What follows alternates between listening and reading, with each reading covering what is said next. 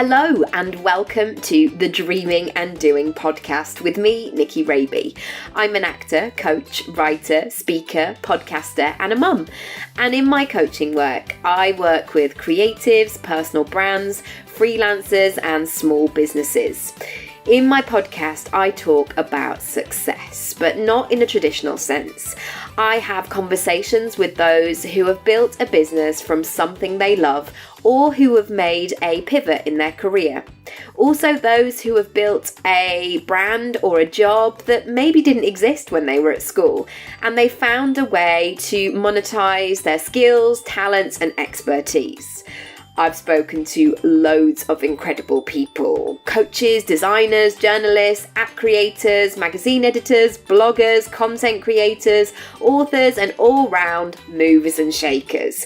I ask the questions that you want to know the answer to. So how they started, about money, saying no, saying yes, pitching, presenting, putting yourself out there even though it terrifies you, standing out in a busy online world, growing, scaling and making your work for you and your circumstances.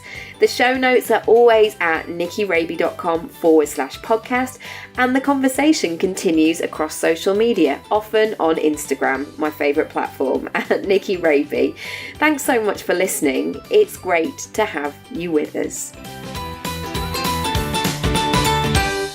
In today's episode, I'm talking to Salma Shah, who is a personal branding psychologist and business mentor and coach, helping coaches, consultants and creatives get clear on their signature program, brand their genius and achieve emotional success. We talk about that move from the corporate world into defining your own version of business and the types of skills and attributes and elements of your personality that need to come out to play, but also how you can do that on your terms. It's a topic I feel really, really passionate about. I think you'll get lots from this episode. Just a quick one before the episode pops on. I am relaunching my 8-week program, which starts on Sunday the 17th of June. Sorry if you're listening at a later date. It will reopen later in the year. We ran it in April. It was a great success. Lots of people doing lots of brilliant things. So if you are keen on coming on board, there's some brilliant people in there and we would love to welcome you. Have a look. You can go to nickyraby.com/online courses and you'll find all the details. Also, there's a free course there as well, which goes behind the scenes of my brand refresh. So you can check that out as well. Thanks so much. Here's the episode. Hi, Salma. Welcome to the podcast. Hi, Nikki, and thank you so much for inviting me on. What a treat to chat with you today. Let's start with you of what you do and what your business is all about. Okay, so I'm a personal branding psychologist, and I help consultants, creatives, and coaches who are new to the world of coaching and consulting figure out what their brand voice is, what the signature product is, and get them up and running with their businesses. Fantastic. And let's go back like a few years. How did this business consultant and how did it all start for you in terms of your own business journey and being a personal brand? Okay, so let's start with this. So basically, I used to work in the tech sector, and I was in the tech sector for 17 years, but my degree was in psychology. I had this moment, I started having this moment, so sitting in the office and looking at people and thinking, I don't think I want your job in 20 years' time. Yes. But that feeling would just not go away. And I kept getting, promoted, better paid jobs. And I'd been in a new job for 3 months and that feeling would come back. I don't think I want to do this forever feeling. Mm-hmm. And that led me to restart my own personal development journey. And I was actually on a holiday in Greece, and I met a lady who was a coach, and I started talking to her, and I said to her, I want to do what you're doing. And then it got me started in becoming a coach, and that was in 2003. But it took me 2006 to actually quit my corporate career and really go for it. And the work that I do today actually came as a result of a workshop I designed very early on in my coaching training business, actually. And it was the one workshop that I always have the best feeling afterwards for me. Yeah. So it's the one that I still do today. And it's actually course, it's developed a lot since then.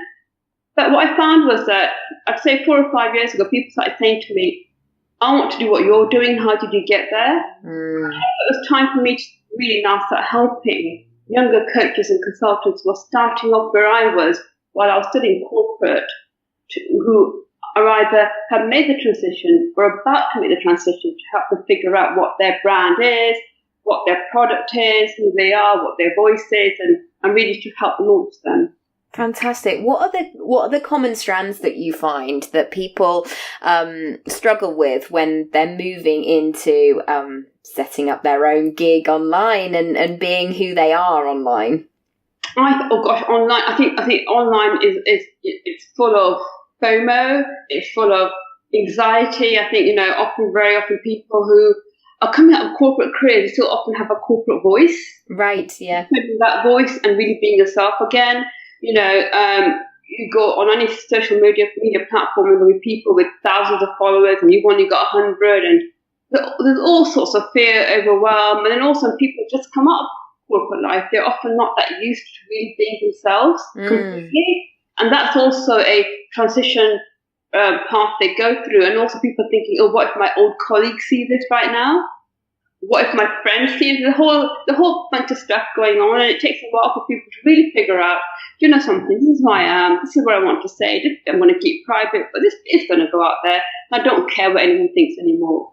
Yes, gosh, all of those things that, I know there's so much chat about sales funnels or landing pages or opt-ins and all of that kind of technical stuff. But something that comes up again and again from my clients, like, because ultimately you could just Google that or stick it into YouTube and see what comes back. But it's the mindset stuff of saying, actually, I'm going all in. I've given myself permission to do this, and I'm going to see my fear, but sort of try and move it to the side so I can crack on and do what I need to do. Absolutely. So you can read all the books and you can watch all the videos. In fact, everything that we want to know is out there. There's a step change between reading about it and understanding it and actually integrating it. Yes. And that doing it is actually a very emotional experience. So you could read every book, watch every video, I think, yeah, I've cracked it, but actually, when it comes to doing, that's when all your emotional, your spiritual, your psychological blocks all come into play. Yes. I found that with acting, actually, that there comes a point where everybody's sitting around and reading the script, and then it gets to a point where it's like, we just need to put it on its feet now, and we need to move it. And I find that often with business as well. It's sometimes you have to just press publish and go for it. Absolutely. And I think when it's also knowing that, reaching out for help and support will help you move that bit faster. But it's also about, 10 coaches can say the same thing, but one coach is the one who will really understand and resonate with you. And you will get them. And they'll say the same thing, but it's the way they're saying it. Yeah, and I feel like sometimes we can feel like we're waiting for this expert status or waiting to have, this like the 7-figure business or the 6-figure business. And I think, that is great and valid, of course, for those clients. But there are some people in that early stage of launching their business that they're maybe just a few steps ahead of what their ideal client needs from them. And they're equally as valid as well. Absolutely. I mean, there's a really a pop song from years ago which used to say, nice legs, shame about the face. It's probably not politically correct, but there's often, great marketing, shame about the product, right? Yes. Some people could have the best marketing in the world, but often, once you get in, you think, oh goodness, I've paid a lot of money for this. Or there could be someone who's starting off early who's actually great at what they're doing, they just haven't got their marketing right yet. I think you're so right, because I think sometimes there's this assumption, because it's your gig and because it's your business, that you should automatically know how to do everything. And I really don't, I certainly personally haven't found that to be the case. I have found stumbling blocks along the way where I'm thinking, gosh, I don't know the first place to start here. Or, when I started putting my website together, I'd never had to use those technical skills before because I didn't have the skills before. I sort of taught myself and, would run into the living room and shout at Matt, like, I've done it. I think I've done it. Right, I'm going to press, okay, I'm going back in there because it just was so not my skill set. Absolutely. I mean, if I think about my journey, from corporate life to what I do now, I know I've learned so much along the way in terms of skills that I didn't have at all, like PR. Yeah. Understanding PR, and it's all self-taught. Understanding the back end of the website. I'm on a massive learning curve at the minute with social media, and it's every month day it's growing. But absolutely, I don't think that should stop you from really putting yourself out there. But I think in putting yourself out there, it's doing it in a way which is authentic. And I know the word authentic is overused, but it's really about, put yourself out there as the real you. And when you do that, you have less of that anxiety. Yeah.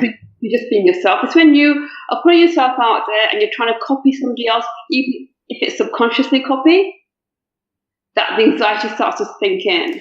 Oh, and it comes up to say hello every single time. If I'm doing something or trying to sell something that is, I don't know, slightly off or not quite ready, or I've got a bit of a quibble about, I don't know, the price or, the package, or it hasn't kind of come from and I don't necessarily do this anymore, but certainly in the early stages, I tried to follow other people's model, and it just was never going to work for me because it didn't work with my circumstances. So there was a bit of a disconnect along the way. No, absolutely, and this is my big thing at the minute is that this week I've had 2 coaching sessions which have been face to face, and I'm still absolutely buzzing from both of them. So so I think there's a lot to be said for. There are a lot of these online models about build an online business, launch your online course, and I really think that we're going to see a shift of actually offline connections and the energy. Yes. So powerful. And now, rather than just focus on the online craziness, let's start connecting with people over coffee face to face. Because right throughout this week's meetings face to face have been such powerful transformation, not just for my clients, but actually I've come home thinking, that was amazing, that rocked. Yeah. And I think that energy I can then bring back into my online business. And I think going out and about, certainly as, if you work for yourself, like you don't necessarily get all your great ideas by sitting behind your desk or just ploughing away and doing the hours on your computer. Like you need to go out and live in the world as well. No, absolutely. And it's the energy and the dynamic between 2 people that is so powerful when it comes to helping people make those transformations. How do you work with your clients in terms of their personal branding? What are some of the key components that you work towards, and what are people looking from you? Okay, so my clients typically they either have left and they're at the startup phase of their consultancy, coaching, whatever they want to call it, business, or they are still in corporate about to make that transition. And they typically are looking around and feeling, I don't know how I'm going to do this. Yeah. I'm a mindset coach. I'm an overwhelm coach. And all these words are really being used quite a lot. So what I do is I really go back to my degree, which is psychology, and look at helping them understand how they make people feel at their best. Mm. So some people, and this is what I describe as your personal branding archetype. For some people, at their best, they make people feel powerful or courageous, or, at their best, their wisdom that comes from them is what shifts people along. So I help people, first of all, connect with what their true archetype is, it's their genius. And then I say, well, based on that, let's look at your life story and all the stories that you're bringing with you when you put yourself out there, and how do we build a business around how you make people feel naturally at your best that really draws people to you. What stories of your life are we going to package up and help you put yourself out there? And then who is your audience, and how will your audience resonate with you? How will your audience experience you based on who you truly are? And then let's get you out there in terms of social media, offline, online. And I also do a lot of work around helping my clients launch courses, but offline as well as online.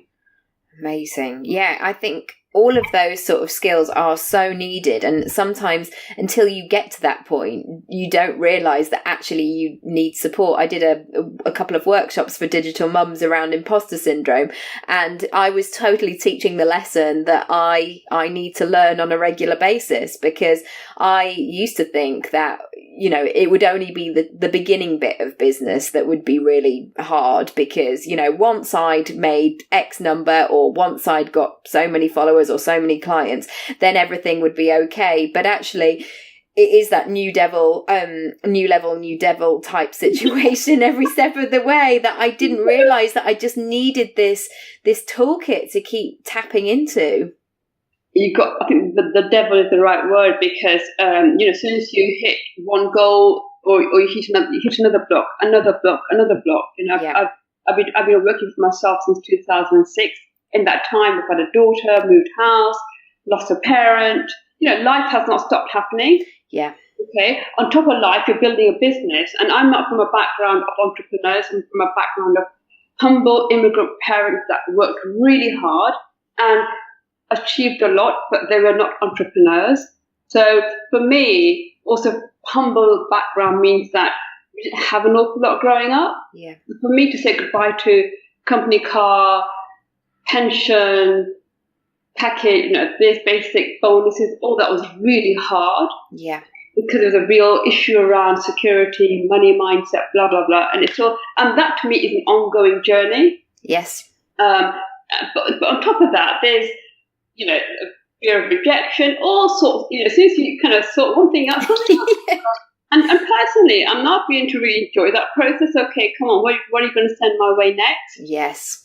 I think my awareness is just like really heightened. And so at least now when it pops up to say hello, I catch it early. Whereas, and this is probably before I became a parent, like I could really dwell on things and really consider and sort of analyse things and pull things apart. And now it's like, well, whatever happens, my son needs me to get up and sort of on and do breakfast and all the kind of the life admin stuff as well. And I think, yeah, it's just a work in progress. Every step of the way, you're like, oh, there it is again. Yeah, is your son at school yet? No, he's only 2.5. So, but already it's quite interesting to watch him figure out the dynamics of nursery. He only goes 2 days a week, but he's sussed everybody. I feel like he's sort of figuring out like, oh, if you do that, then this has a knock-on effect. He's trying to figure out society's rules at the moment. It's so interesting. So my daughter is 7. And it's been really interesting. I mean, it's interesting from the perspective of watching her form friendships, and it's all, you know, mirroring how I formed friendships, and it's so much going on, and that's another stage of parenting which I wasn't ready for. But it's all part of, you know, the journey of being a parent and bringing different parts and aspects of that into your business as well. Yes. Let's talk about emotional success. That was something that you said in your email that really sparked my interest. Could you explain a little bit more about that term and what it means? Yeah, so for me, emotional success, it's going back to my concept of knowing how you make people feel at your best and knowing how you feel when you are at your best, right? Yeah. And recreating that feeling again and again and again and again in your business and your life. Because I feel like sometimes it can be like this external thing, like the job or the share on social media or the Gucci handbag or whatever. And actually those things, like we were saying earlier, of sort of the coach assumption of the first class travel or the working remotely or whatever, you know, life still goes on, especially if you've got children as well. Now, don't get me wrong, I love my nice stuff. You know, however, I know that this week when I coached my client, when I left her, I was feeling absolutely on a high. And that is what I call emotional success. Yes. Okay. And I know, so I've learned, because, you know, I've been coaching for a while, I've learned what kind of people I don't serve very well and what kind of people I do serve very, very well. So for me, emotional success is knowing this is a feeling that makes me feel really uplifted and great. And I know that when I am coaching somebody from that part of me, which is almost automatic, almost unconscious,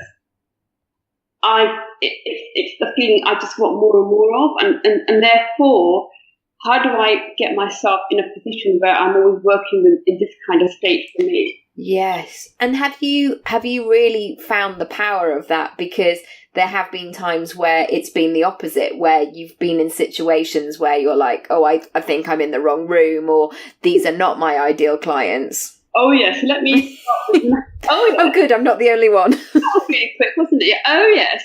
So when I first started working for myself, I quickly made a decision that for me, I needed a combination of one-to-one coaching work, but also running workshops. Yes. One-to-many work, and I still have that kind of system in my business. So my coach at the time said to me, "Why don't you just write an email to a couple of companies and put yourself forward as an associate trainer?" Okay, so I found this organisation. I sent them an email, and because my background was in tech, I offered my skills as communication skills for salespeople working in tech. Yeah. Okay.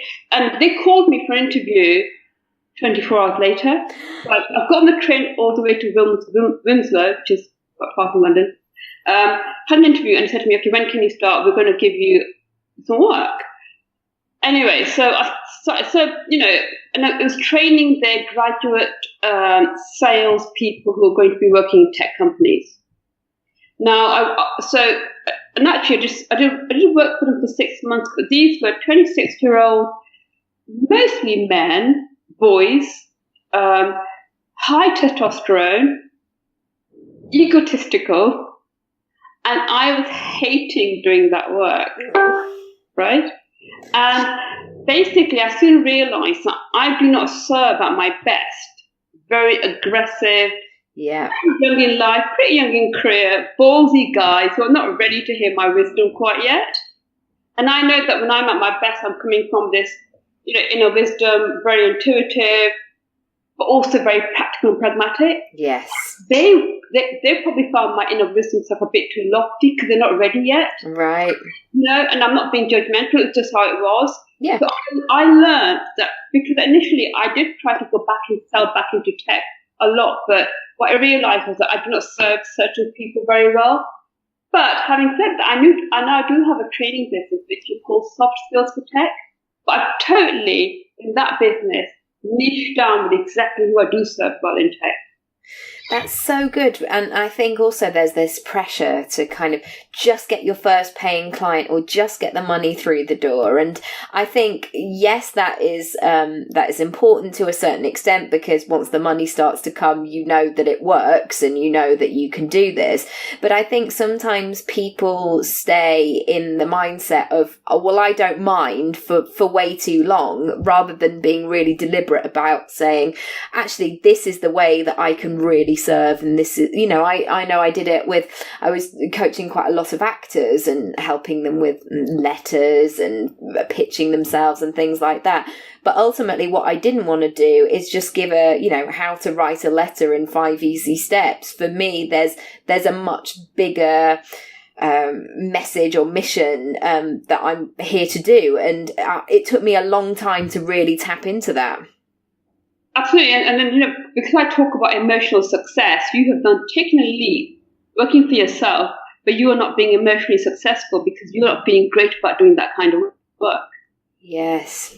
So actually, you've gone from one not so great situation to creating another one, and that's something I see a lot, is where someone's left a corporate career or some career, or to shift things, and they've actually gone and recreated it in another way. Yeah. And then they have a complete, now I can't go back, I can't go forward, I'm just miserable, what have I done? So, which is why if you really start with who you serve best, how you feel when you serve them, you can start getting really good at saying no to situations which don't serve you or that person. And what you'll find is you'll start attracting more and more of the right people to start coming in. Yes, no has been one of the most important words that I can use, because I am certainly having to say it more and more every single day, because it's when you're doing something and when you're out there and you're being successful at what it is, it can attract all kinds of opportunities, but that's not to say all of them will be right for you. Yeah, absolutely. And when you know what your success looks like, or to me actually what it feels like, because I think feelings are really, really important. Yes. Especially feelings coming from a good place, you can start voicing your messages in a much more positive way, which is why when I came across your work, I just thought I have to get to know this lady, because I just loved what you're saying. Oh, thank you so much, because I think it has taken a long time to get to this place, and I think sometimes this idea of just leave the 9 to 5, and then go out and find yourself and you'll have this dream business in 72 hours if you just follow these 6 steps. I really struggle with that, because actually it does take a long time, well, much longer, and more money and more time and training and effort to really evolve into who you're supposed to be. And certainly my business has had lots of different phases to it. Absolutely, same here. And I call me a cynic, but I'm so switched off from that. Yeah, me too. You and I both know.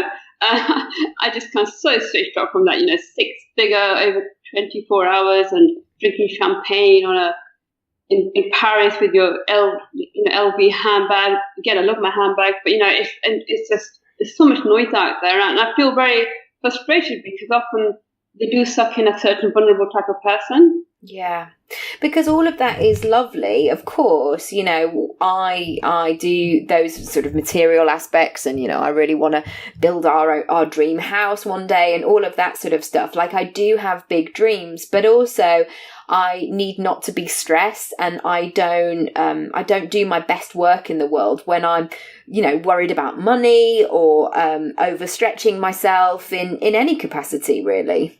And absolutely, because you want to feel good about what you're doing, and feel at peace with yourself, or feel energized, or whatever it is that makes you feel like your best. So absolutely right. And I think those 6-figure promises overnight, actually, only person that's making 6 figures overnight is the person that's selling that course.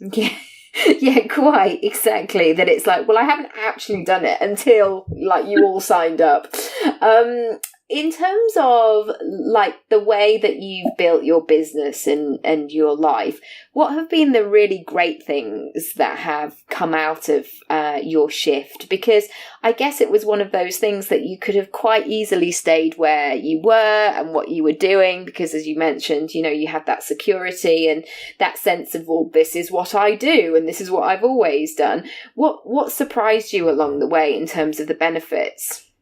I think what I've realised is that the more I am myself in the work I do, the easier my work is. And I think in my tech career, they probably saw 20% of the real me. Right. And that was sad for them, actually, and sad for me. But I think early in your career, you often have to use certain skills to get ahead, and I absolutely get that. Yes. But the whole of me was not showing up. I was in a sector where if I said the word psychology, they would laugh. It's not right. What's all that fluffy? Oh, we don't want that round here. Thank you. Yeah, absolutely. So I kind of kept that part of me secret because I was in a very I was in a customer facing sales support, selling multi-million-pound deals to large corporates. Wow. 80% male, mostly men, not very many women, but that was never an issue for me. But it was a very hard-nosed industry, and I just saw myself, if I stay on this track, one, I'm going to end up really hard-nosed and very sick, because it's not my natural nature. So I think the great thing is I just love what I do. I can just be me. My house is packed with books about personal development and psychology, and I think when you shift gear, you start hanging around people who are like you, and that's nicer as well. Yes.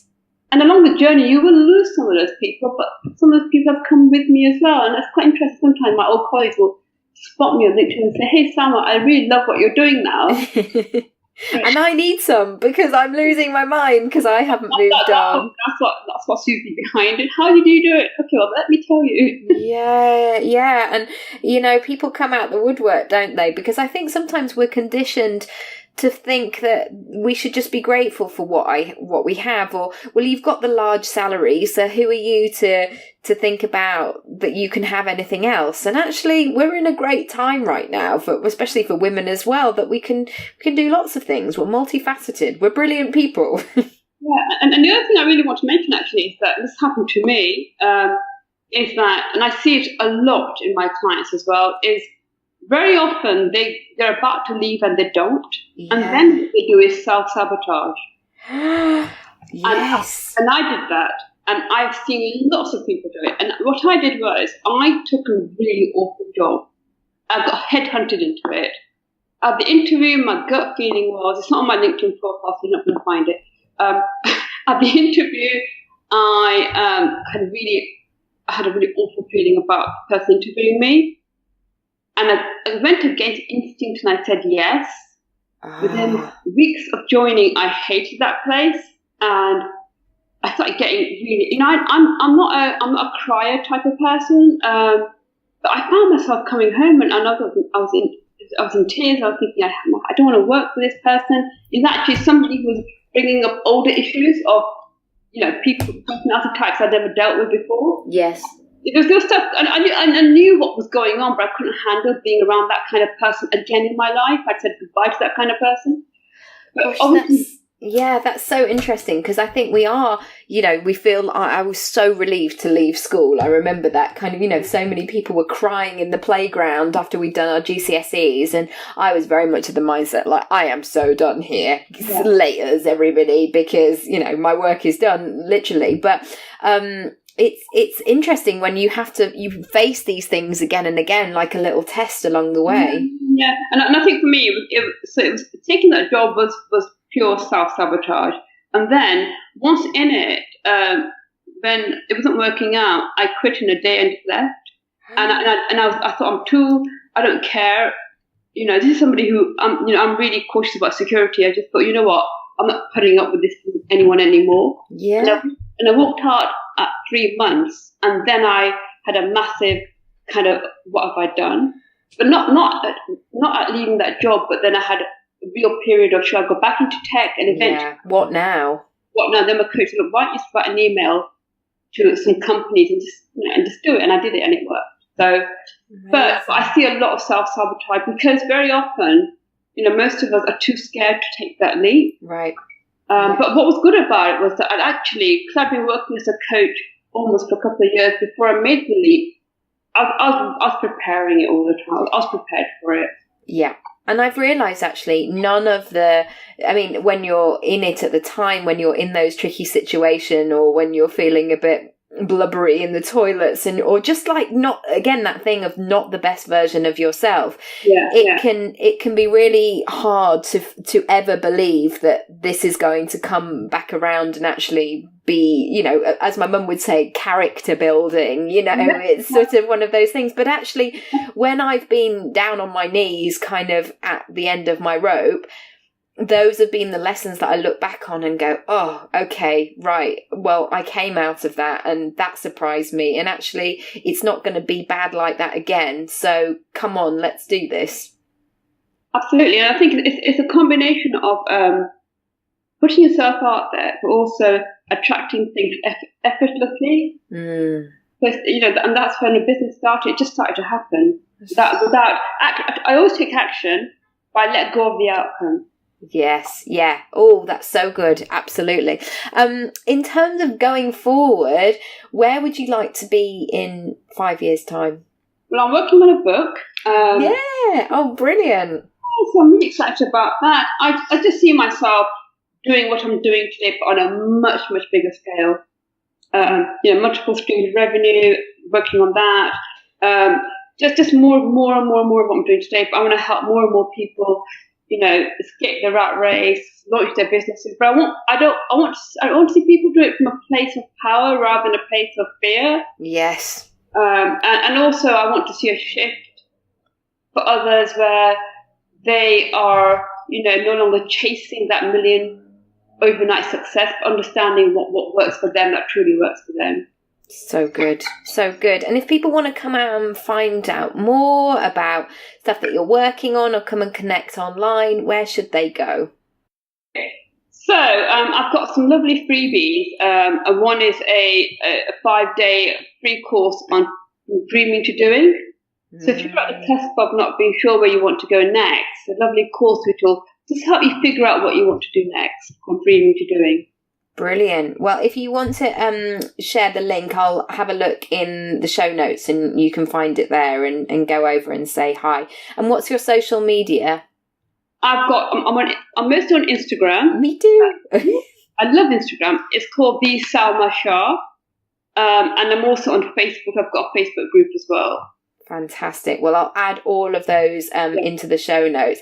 Thank you so much for sharing so much great information today. I think I've taken away so much stuff as well. And it's just that it's come at a really great time for me in terms of my own rebrand and really having that confirmation that what I've done is the right thing and that it's all going to work out, because I think going to the next level can be really scary sometimes. So this seemed like the perfect interview at the perfect time for me. Thank you. Oh, Nikki, thank you so much for inviting me on. It's been a real pleasure, and thank you so much for trusting me to come and share this with your audience. You're very welcome. Thanks so much. Bye. Bye. Thank you so much for listening. I hope you enjoyed it, and I would love to hear what you thought of the episode and share any takeaways with me. Come and find me across social media at Nicky Raby, or you can visit the podcast page, nickyraby.com/podcast.